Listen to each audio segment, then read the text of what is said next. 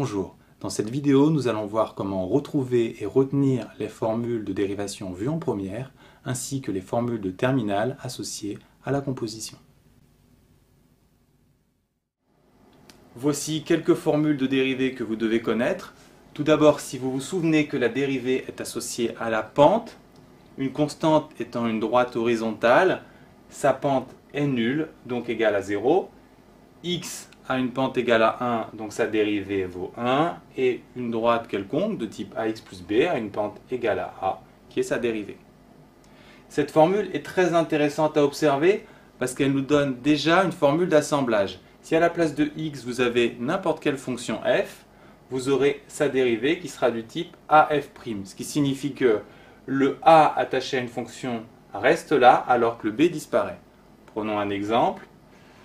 5x² plus 7, ici notre fonction c'est x² qui a pour dérivée 2x, vous devez le savoir. Donc la dérivée c'est 5 fois 2x, donc 10x.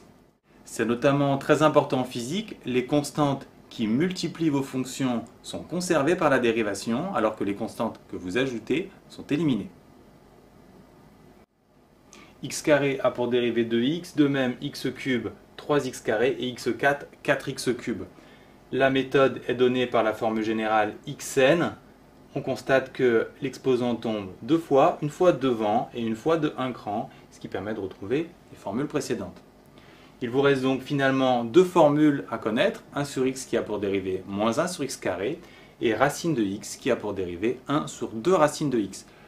Pour les curieux, 1 sur x peut se réécrire x puissance moins 1 et racine de x x puissance 1/2, ce qui vous permet, à partir de la formule générale, de retrouver les deux dernières formules. Ainsi, vous pouvez retrouver toutes les formules de référence avec une idée, et cette formule générale, en tout cas pour les plus débrouillards, pour les autres, il faudra apprendre ces deux formules supplémentaires. Face à des expressions plus compliquées, il vous faudra assembler ces formules de référence, comme ici. Les formules d'assemblage sont donc les plans qui vous permettent d'assembler comme des briques les formules de référence. Alors, quelles sont-elles? Vous les connaissez déjà. U plus V a pour dérivée U' plus V'. En général, vous n'avez pas à écrire la formule dans ce genre de cas. Quand c'est une somme, en fait, c'est simple. Par contre, il faut absolument connaître et écrire que la dérivée de U fois V, c'est U'V plus UV', et de même pour les quotients, U sur V, U'V moins UV' sur V carré, ce sont deux formules fondamentales à connaître absolument. En terminale, vous devez connaître un nouveau type de formule d'assemblage associée à la composition. Alors, qu'est-ce qu'une fonction composée? C'est une fonction dans laquelle le x est remplacé par une expression notée U. Prenons un exemple. Dans f de x égale racine de 3x plus 5, l'expression c'est 3x plus 5, et donc la fonction est du type racine de u. A noter, c'est essentiel, racine de u n'est ni u plus v, ni u fois v, ni u sur v. Il est donc impossible pour vous, pour l'instant, de dériver cette fonction. Il faut utiliser une nouvelle formule. Alors, comment faire pour trouver la dérivée de racine de u? Le mode d'emploi est très simple. Il faut commencer par partir de la formule en x. Racine de x a pour dérivée 1 sur 2 racines de x. C'est la formule de référence. Elles sont essentielles à connaître. Puis ensuite, deuxième étape, remplacer le x par le u. Et finalement, multiplier le tout par u'. Cette méthode est essentielle à connaître puisqu'elle sert pour toutes les fonctions composées.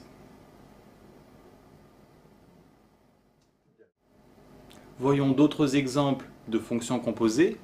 x² moins 1 au cube, c'est une fonction de la forme u³ avec l'expression qui vaut x² moins 1. Alors, quelle est la dérivée d'une u³? On se souvient que x³ a pour dérivée 3x², et donc pour u³, on aura 3u². On n'oublie pas de multiplier par u', et on peut éventuellement le simplifier sous cette forme.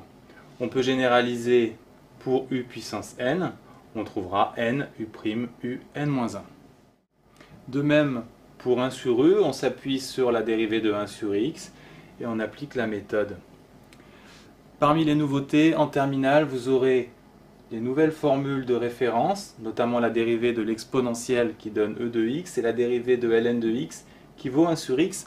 En appliquant cette même technique, vous allez en déduire que e de u aura pour dérivée e de u fois u' et ln de u aura pour dérivée 1 sur u fois u', que vous verrez parfois présenté sous la forme u' sur u.